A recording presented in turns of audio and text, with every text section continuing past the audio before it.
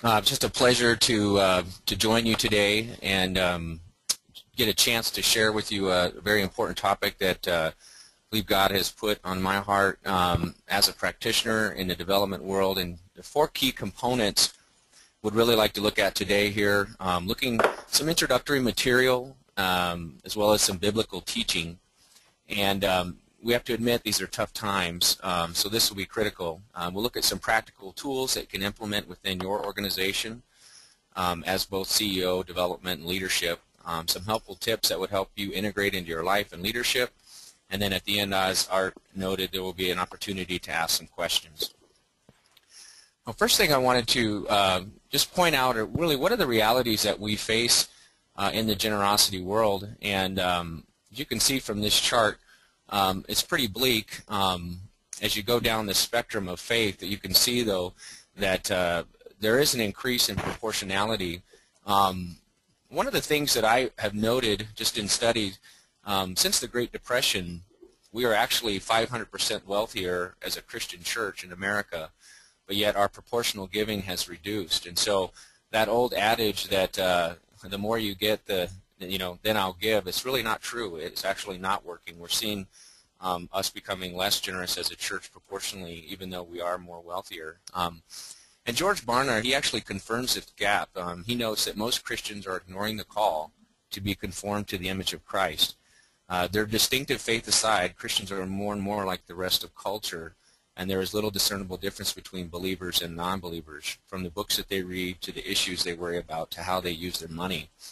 And so you can also see here that if you talk to pastors, you talk to leaders who've gone through seminary, there's just very few of them who are getting this kind of teaching in seminary, in their training. Most pastors are avoiding it like the plague. You're lucky to hear a message once every 2 years in a local church. So there's really a shortage of teaching and good sound discipleship in this area.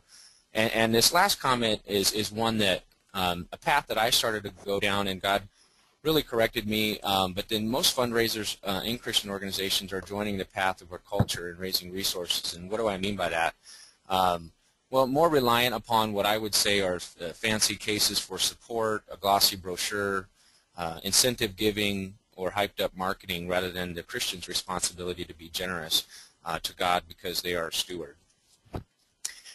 In this next chart, Philip Yancey talks, this is a quote from him, he notes in his book, Finding God in Unexpected Places, he reviewed 62 fundraising appeals from organizations and concluded that those Christian organizations use the same transactional techniques, underlining and scripts, use of postscripts, a sense of urgency, and everyone else, and not a single appeal from a Christian organization focused on Yancey's need as a Christian to honor and obey God through his giving.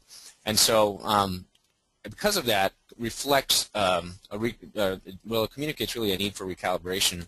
Out here in Denver, where I'm located, Craig Barnberg, he's a distinguished professor out here. He studied this topic as well, and he basically says that Christian ministries are raising money. They do not stress the central biblical truths, that giving is a part of the whole life transformation, that both how stewardship and sanctification go together as a Christian, and that God will call us to account for what we do. As practitioners in the development world, we all have a network of individuals that God has placed in our lives.